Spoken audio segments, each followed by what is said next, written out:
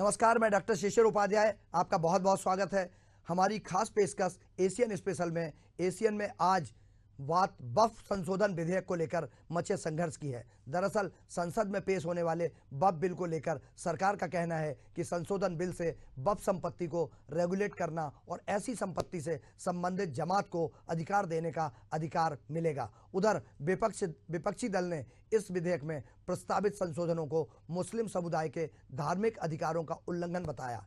वहीं प्रस्तावित संशोधन विधेयक के खिलाफ all India Muslim personal law board ने विरोध जताते हुए बड़ा धरना प्रदर्शन किया।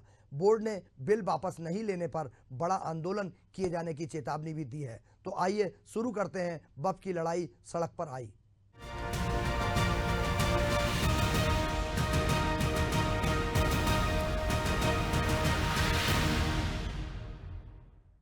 वक्फ संशोधन बिल कुछ ही दिनों में संसद में पेश होगा। इसके पहले बिल को लेकर घमासान मचा हुआ है। विपक्ष सरकार पर हमलावर है तो हिंदू संगठनों का कहना है कि विधेयक का विरोध करने वाले संगठनों के खिलाफ कार्रवाई हो। All India Muslim personal law board की अगुवाई में कई मुस्लिम संगठन और विपक्ष ने प्रस्तावित संशोधन विधेयक के खिलाफ धरना प्रदर्शन भी किया है। देखिए एक रिपोर्ट। वक्फ संशोधन बिल को लेकर बीजेपी और विपक्ष में तुष्टीकरण बनाम संतुष्टीकरण की जंग तेज हो गई है। मुस्लिम संगठनों और विपक्षी दलों का आरोप है कि सरकार वक्फ की संपत्तियों पर कब्जा करना चाहती है। वहीं सूत्रों के मुताबिक सरकार ईद के बाद संसद में बिल पेश करेगी। सरकार का कहना है कि वक्फ बिल मुस्लिम समाज के गरीबों और वंचितों के हक में है, लिहाजा सरकार इसकी अनुकूलता देखकर संसद में लाएगी। ईद के बाद इस बिल को संसद में चर्चा के लिए लाया जाएगा।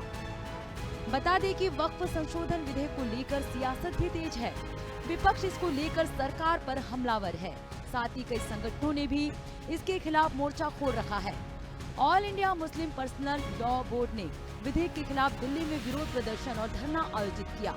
इसमें AIMIM चीफ असुद्दीन ओवैसी सहित विपक्षी दलों के नेता सांसद भी शामिल रहे।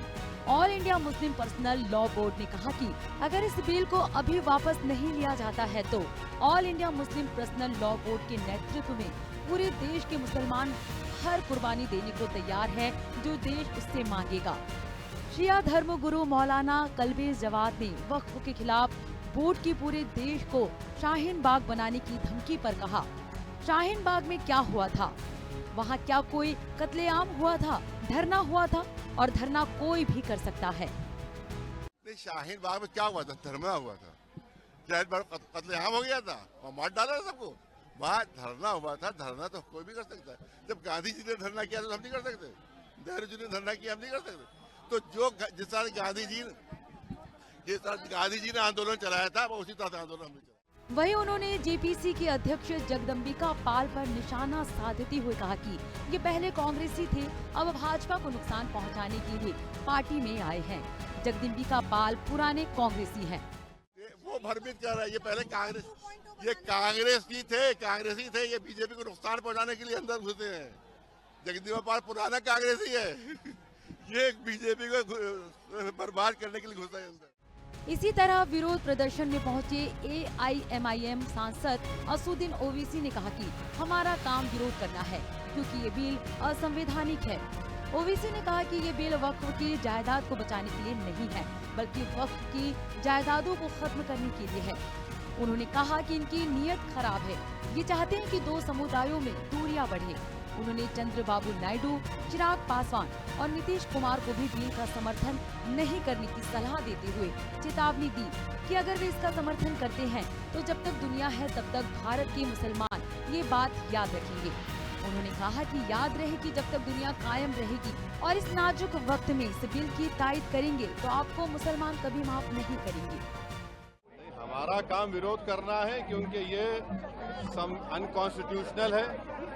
ये बिल वक्फ की जायदाद को बचाने के लिए, एनक्रोचर्स को निकालने के लिए नहीं, ना उसकी इनकम को बढ़ाने के लिए, बल्कि वक्फ की जायदादों को खत्म करने के लिए, मुसलमानों से उनकी मस्जिदें, दरगाहें, खानखाहें, कब्रिस्तान को छीनने के लिए इस तरह का प्रोविजन उसमें रखा गया है।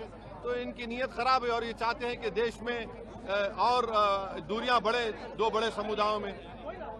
का विरोध, क्योंकि संख्या बल तो है बीजेपी। अरे हाँ, देखिए हम तो ये कह रहे हैं कि हम विरोध करेंगे। अगर चंद्रबाबू नायडू, पासवान साहब और नीतीश कुमार और हमारे अजीत सिंह साहब के बेटे अगर इसका तायीद करेंगे तो इनको जनता जिंदगी भर याद रखेगी। धरना प्रदर्शन में पहुंचे सिख पर्सनल लॉ बोर्ड के सदस्य जगमोहन सिंह ने कहा कि इस लड़ाई में आप अकेले नहीं हैं, हम पूरा साथ देंगे। हिंदुस्तान में सरकार चाहे जो भी हो, माइनॉरिटीज को इकट्ठा नहीं होने देती। पटना साहिब और नांदेड़ साहिब में हमारी जमीन सरकार ने छीन रखी है। वक्फ बोर्ड की जमीन गरीबों की जमीन है। सरकार आपका टेस्ट ले रही है। आपको दिल्ली ही नहीं पूरे देश में आंदोलन करना होगा। किसान आंदोलन की तरह आप भी लंबी लड़ाई के लिए तैयार रहिए। चाहे दिल्ली का बॉर्डर बंद करना होगा, हम आपका साथ देंगे। सरकार को मैसेज देंगे कि मुसलमानों की लड़ाई हमारी लड़ाई है और सिखों की लड़ाई मुसलमानों की लड़ाई है। हम अब बर्दाश्त नहीं करेंगे। जैसे किसान भाइयों ने 1 साल तक बॉर्डर पर लड़ाई लड़कर सरकार के घुटने लगा दिए थे। सरकार मान गई कि हमको बिल वापस लेना पड़ेगा। तो अगर वक्फ बोर्ड की, औकाफ बोर्ड की जमीनों को बचाना है तो आप भी इस लंबी लड़ाई के लिए तैयार रहें और हम आपका पूरा साथ देंगे। और उसके लिए अगर हमें जंतर मंतर पर भी 1 साल बैठना क्यों ना पड़ जाए, हम आपका पूरा साथ देंगे। और यदि हमें यह ऐसा लगे कि हमको यूपी और दिल्ली का बॉर्डर सील करना है तो हम उसके लिए भी तैयार रहेंगे।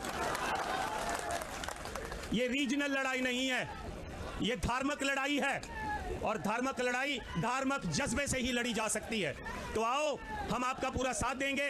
आप यकीनी बनाओ कि आप साथ लें। अगला मोर्चा अगर जरूरत पड़े तो मलेरकोटले में लगाओ, लुधियाना में लगाओ और सारे हिंदुस्तान से जो मुसलमान भाई है वहां पर आए। कांग्रेस नेता सलमान खुर्शीद ने कहा कि हम इस बिल से संतुष्ट नहीं है। ये बिल संवैधानिक नहीं है। जनता इस बिल से खुश नहीं है, इसलिए हम यहाँ पर लोकतांत्रिक तरीके से अपनी बात रख रहे हैं। हम इस बिल से सैटिस्फाइड नहीं है, संतुष्ट नहीं है। कॉन्स्टिट्यूशनली ये बिल वैलिड नहीं है और आवाम इस बिल से खुश नहीं है। तो उस बात को हम लोग यहाँ पर एक डेमोक्रेटिक तरीके से उस बात को उभारने की कोशिश कर रहे हैं। वहीं सांसद पप्पू यादव ने कहा कि संविधान को मानने वाले देश में सभी एक है। जहां डर है वहां मुसलमान नहीं है। मोदी जी को मुसलमानों से नफरत नहीं है। सऊदी में महबूब मुफ्ती, बांग्लादेश से मोदी जी को प्यार है। इस बिल के खिलाफ हम लोग एक हैं। संविधान के मानने वाले लोग देश भर के एक साथ हैं। जब कभी मंडल की बात आई, गुर्जर आंदोलन की बात आई, जाट आंदोलन की बात आई, जब आरक्षण की बात आई, तो देश में जब भी इस तरह के माहौल बने, ST SC पर हमला हुआ, संविधान से इतर काम हुआ, तब देश के विपक्ष और देश के लोग एक हुए हैं।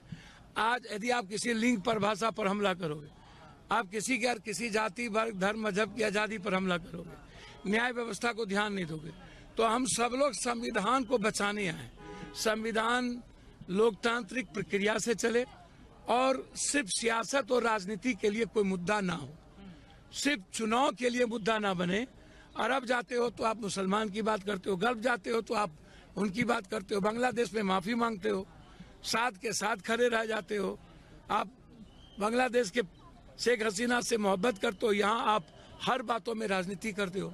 तो ये सही नहीं है। इसलिए सारा विपक्ष इस बिल के खिलाफ, जो संवैधानिक अधिकार नहीं देता है, उस बिल के खिलाफ हम लोग एक हैं। इसी तरह सपा सांसद धर्मेंद्र यादव ने कहा, सरकार लोगों के हित का बताकर जो कानून लोगों के लिए बना रही है, वही लोग उस कानून से संतुष्ट नहीं है। वक्फ में कई मीटिंग हुई और मुझे लगता है कि सभी ने इस बिल का विरोध किया है। जो मौजूदा बिल है उस बिल से लोग संतुष्ट थे, उसमें संशोधन की कोई जरूरत नहीं थी। कि जिन लोगों के हित के लिए बता के सरकार कानून बना रही है, वही लोग उस कानून से संतुष्ट नहीं है। मैं समझता हूं कोई भी कानून देश में बनता है तो हितकारी लोगों को विश्वास और भरोसे में लेने के बाद ही बनता है। वक्फ में बहुत मीटिंगें हुई, बहुत सारे डेलीगेशन मिले, बहुत से रिप्रेजेंटेशंस गए और मैं समझता हूं सभी ने इस बिल का विरोध किया है। जो एग्जिस्टिंग बिल है, पुराना बिल जो जिसपे आज भी चल रहा है, उस बिल से लोग संतुष्ट थे, उस कानून से लोग संतुष्ट थे, उसमें संशोधन की गुंजाइश और जरूरत नहीं थी। लेकिन चूंकि सरकार को आप देख रहे हो, रक्षा की जमीनों का क्या किया, रेल की जमीनों का क्या किया, और कई मंत्रालयों की जमीनें को किस तरीके से औने पौने दाम पर लोगों को दी गई, इसी तरह से बीजेपी सरकार के लोग वक्फ बिल में अमेंडमेंट करके, सरकारी अधिकारी कर्मचारियों की दखलंदाजी करके, अपनी सत्ता का उपयोग करके वक्फी जमीनों को पर से जो असली उसके हकदार हैं, जो लोग उसका इस्तेमाल कर रहे हैं, जिनके हितों के लिए लोगों ने वक्फ में जमीन दान की है, डोनेट की है, वक्फ की है, उस जमीनों पर बीजेपी की निगाह है इस कानून को संशोधित करके उन जमीनों को हथियाने की। इसी तरह कांग्रेस सांसद गौरव गोगोई ने वक्फ संशोधन बिल को लेकर भाजपा ने सरकार की आलोचना की है और उस पर विपक्षी आवाजों को दबाने और समाज में विभाजन को बढ़ावा देने का आरोप लगाया। उन्होंने कहा कि जेपीसी की चर्चाओं में विपक्षी सदस्यों को दरकिनार कर दिया गया। हमने देखा कि जेपीसी में एक विपक्षी सदस्य को कैसे निलंबित किया गया और हमारे सुझावों को पूरी तरह से खारिज कर दिया गया। हमने कई बार विरोध किया, लेकिन ये स्पष्ट है कि इस सरकार का असली मुद्दों को हल करने का कोई इरादा नहीं है।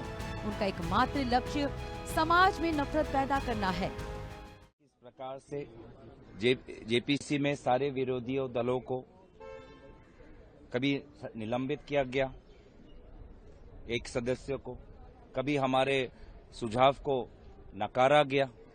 तो जेपीसी के काम करते हुए भी हमने काफी बार अपना विरोध जताया। तो कहीं न कहीं हमें ये साफ पता चलता है कि ये सरकार जो मसले हैं देश में, उन मसलों को हल नहीं करना चाहती। उनका मंशा सिर्फ समाज में द्वेष कैसा पैदा हो, वही उनकी मंशा है। और हम चाहते हैं कि समाज में संविधान के अनुसार हमारा देश चलना चाहिए। इसी तरह एनसीपी शरद पवार की फौजिया खान ने कहा कि हमारी पार्टी इस बिल का विरोध करती है। कानून ने हमें बराबर का हक दिया है। ये बिल पूरी तरह से असंवैधानिक है। सरकार हमारे सारे अधिकार छीनने की कोशिश कर रही है। मैं मानती हूँ कि इसमें सुधार की जरूरत है, लेकिन इस बिल के जरिए हमारे इबादत गाहों पर कब्जा करने की कोशिश है। हम इसे होने नहीं देंगे। जो भी कब्रिस्तान है और आशिरखाने हैं, ये सब हमारे वक्त के जमीनों पर है। हमारे आबा अजदाद ने ये इसके लिए वक्त किए थे कि इस पर हम अपने इबादत गाहें उभारे और इससे हम अपने कौम की फलाह बहबूद करें, ताकि जो भी चैरिटेबल काम है वक्त के जरिए से हो सके। मैं मानती हूँ कि इसमें प्रॉब्लम्स है। वक्फ बोर्ड्स को ताकत की जरूरत है, इनको दुरुस्ती की जरूरत है, लेकिन अगर कोई पेशेंट बीमार हो तो उस पेशेंट को खत्म ही कर दिया जाए, ऐसा हमको मंजूर नहीं है।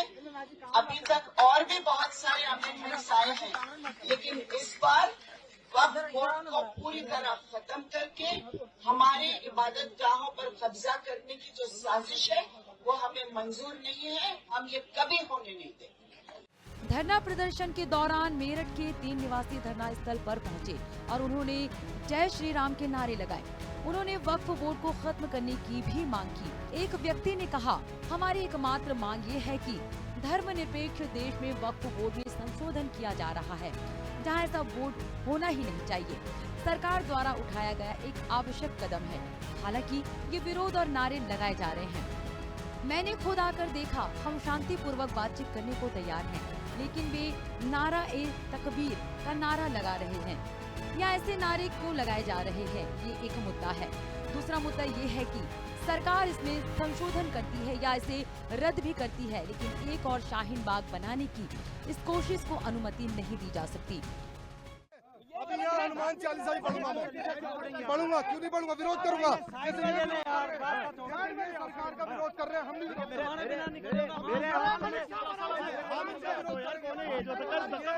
हिंदू को दबाएंगे, 110 करोड़ हिंदू को हम इनका विरोध करेंगे। ये दबाएंगे हमें, हमारा देश है ये, सनातनी हिंदू का देश है, कौन दबाएगा हमें?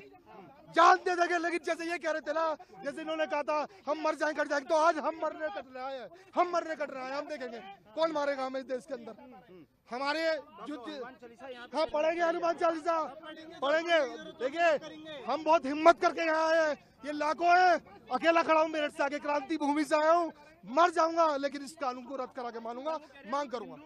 खिलाफ हिंदुओं के नहीं है, लेकिन साजिश हिंदुओं के खिलाफ है। ये संपत्ति कब्जाने की साजिश हिंदुओं के खिलाफ है। बाद में पुलिस ने तीनों को हिरासत में ले लिया। वहीं केंद्र सरकार ने साफ कर दिया है कि ये देश कानून के हिसाब से चलेगा। केंद्रीय अल्पसंख्यक मामलों के मंत्री किरेन रिजिजू ने वक्फ संशोधन विधेयक पर मुस्लिम समाज में भ्रम फैलाया जा रहा है। उन्होंने कहा कि हिंदुस्तान कानून से चलता है, कैसे कोई किसी की जमीन छीन सकता है, ये सोचना ही गलत है और इससे बड़ा कोई झूठ नहीं हो सकता है।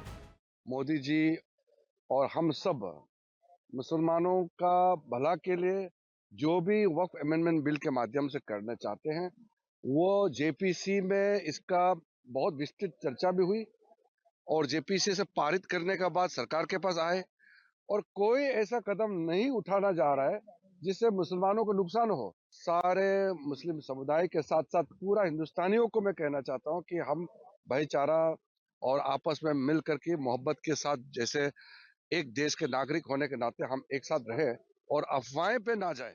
सरकार का कहना है कि विधेयक का उद्देश्य केवल पारदर्शिता और सुशासन सुनिश्चित करना है, जबकि विरोध करने वाले इसे धार्मिक अधिकारों पर खतरे के रूप में देख रहे हैं। अब ये देखना होगा कि संसद में इस विधेयक को लेकर होने वाली बहस क्या नया मोड़ लेती है। Bureau report, Asian news. देश में एक तरफ सरकार वक्फ संशोधन विधेयक पेश कर पारित करवाने की कोशिश कर रही है, वहीं देश के मुस्लिम संगठन और विपक्ष इस बिल के खिलाफ है। वहीं सत्तारूढ़ बीजेपी का कहना है कि यह संशोधन वक्फ बोर्ड की कार्यप्रणाली में पारदर्शिता लाएगा और उसे जवाबदेह बनाएगा। हालांकि सरकार और विपक्ष के संख्या बल को देखें तो इस बिल को पारित करवाने के लिए संसद में सरकार की क्षमता पूरी नजर आती है। देखिए यह खास रिपोर्ट। वक्फ संशोधन बिल के विरोध में दिल्ली के जंतर मंतर पर all India Muslim personal law board की अगुवाई में हुए प्रदर्शन में असदुद्दीन ओवैसी समेत तमाम विपक्षी दलों के प्रतिनिधि शामिल हुए। बता दें कि संसद के बजट सत्र का दूसरा चरण चल रहा है और कहा जा रहा है कि ईद के बाद सरकार इसे संसद में पेश कर सकती है। ये बिल 8 अगस्त 2024 को लोकसभा में पेश हुआ था, लेकिन इस पर हंगामे के बाद बिल को जेपीसी के पास भेज दिया गया था। इस बिल से मुस्लिम संगठनों से लेकर विपक्षी दल नाराज हैं और उनका आरोप है कि सरकार बिल के जरिए वक्फ की संपत्तियों पर कब्जा करना चाहती है।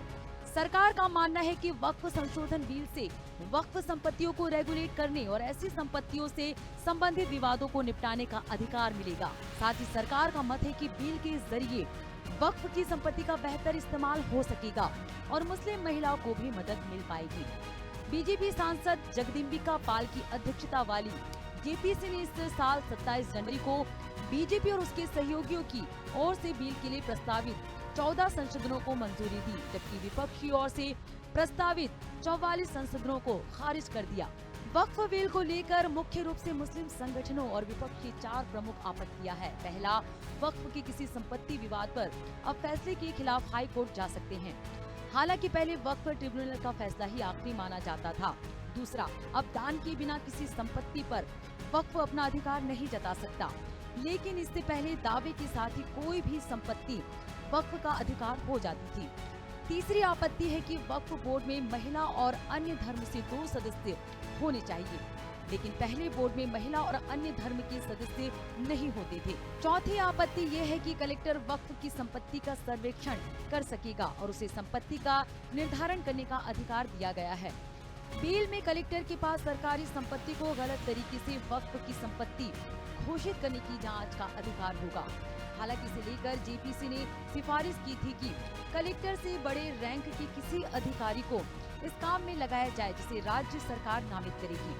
वहीं वक्फ की संपत्ति का 6 माह के भीतर पोर्टल पर रजिस्ट्रेशन जरूरी होगा। इसे लेकर जेपीसी ने मांग की थी कि सही कारण होने पर समय सीमा बढ़ाई जाए। इसी तरह बिल में प्रावधान है कि वक्फ संपत्ति नोटिफाई होने के 15 दिन में पोर्टल पर अपलोड करना होगा। इसे लेकर जेपीसी ने समय सीमा को 90 दिन तक बढ़ाने की सिफारिश की है। उधर मुस्लिम संगठनों का आरोप है कि ये बिल मुसलमानों के धार्मिक और संवैधानिक अधिकारों के लिए खतरा है। उनका मानना है कि वक्फ संपत्तियां सरकारी संपत्ति नहीं बल्कि धार्मिक ट्रस्ट की है और ये बिल वक्फ की स्वायत्तता को छीनने वाला है। आरोप है कि ये विधेयक 1995 के मौजूदा वक्फ एक्ट में ऐसे बदलाव करता है जिससे सरकार को वक्फ संपत्तियों की मैनेजमेंट में दखल देने का अधिकार मिल जाता है। अब आपको बता दें कि वक्फ क्या होता है। दरअसल इस्लामी परंपरा में वक्फ मुसलमानों के फायदे के लिए किया गया धार्मिक दान है।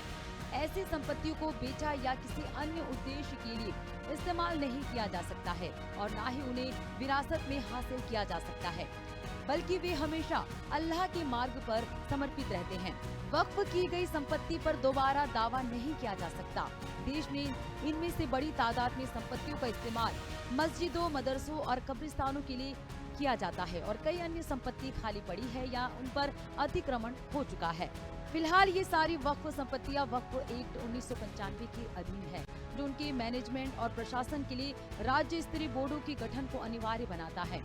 इन बोर्डों में राज्य सरकार के नॉमिनेट मेंबर, मुस्लिम विधायक, राज्य बार काउंसिल के सदस्य, इस्लामिक स्कॉलर और वक्फ संपत्तियों के प्रशासक शामिल होते हैं। सरकार के मुताबिक वक्फ बोर्ड भारत में सबसे बड़े भूस्वामियों में से एक है। देश भर में कम से कम 8,72,351 वक्फ संपत्तियां हैं, जो 9 लाख एकड़ से ज्यादा इलाके में फैली हुई है, जिनकी अनुमानित कीमत 1 लाख करोड़ रुपए से ज्यादा है। वक्फ बोर्ड भारत में सशस्त्र बलों और भारतीय रेलवे के बाद सबसे बड़ा भूस्वामी है। सरकार का आरोप है कि वक्फ संपत्तियों और वक्फ बोर्डों में भ्रष्टाचार काफी ज्यादा है और इसे सुधारने के लिए ही वक्फ संशोधन बिल लाया गया है।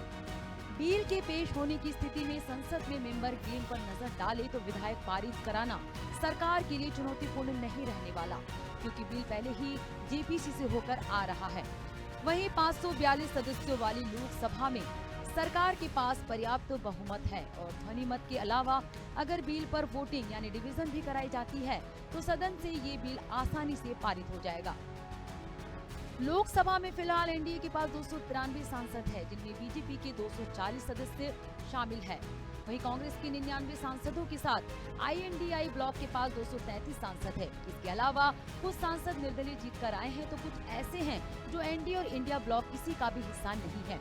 इसी तरह राज्यसभा में फिलहाल सदस्यों की संख्या 236 है, जिसमें बीजेपी के पास अपने 98 सदस्य हैं। वहीं एनडीए के सदस्यों की संख्या 115 के आसपास है। आम तौर पर सरकार के पक्ष में वोट डालने वाले 6 नॉमिनेट सदस्यों के साथ एनडीए का संख्या बल बढ़कर 120 से ज्यादा हो जाता है, जो बहुमत के मौजूदा आंकड़े के आसानी से पार कर लेगा। ऊपरी सदन में कांग्रेस के 27 सदस्य जबकि उसके सहयोगी दलों के 58 सदस्य हैं, जिससे राज्यसभा में विपक्षी गठबंधन के कुल सदस्यों की संख्या 85 के आसपास है। राज्यसभा में सदस्यों की बड़ी संख्या वाली अन्य पार्टियों में वाईएसआर कांग्रेस के पास 9 और बीटीडी के पास 7 सदस्य हैं। एआईएडीएम के पास 4 सदस्य और 3 निर्दलीय और छोटी दलों के सदस्य हैं, जो एनडीए या इंडिया ब्लॉक किसी के भी साथ नहीं है।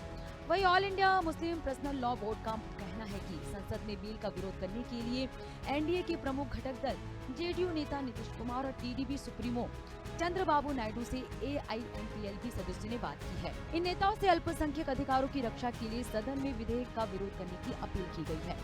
ऐसे में अगर संसद में इन दोनों ही प्रमुख दलों का रुख एनडीए के खिलाफ जाता है तो विधेयक पारित कराने में सरकार को मुश्किल हो सकती है, लेकिन मौजूदा हालात में ऐसी किसी बात की संभावना ना के बराबर है। जेडीयू और टीडीपी पहले ही बिल को लेकर अपना समर्थन जता चुकी है। पूरी रिपोर्ट एशियन न्यूज। आज की पेशकश में इतना ही। अगली बार आपसे फिर मुलाकात होगी, तब तक के लिए मुझे इजाजत दीजिए और आप बने रहिए एशियन न्यूज पर। नमस्कार।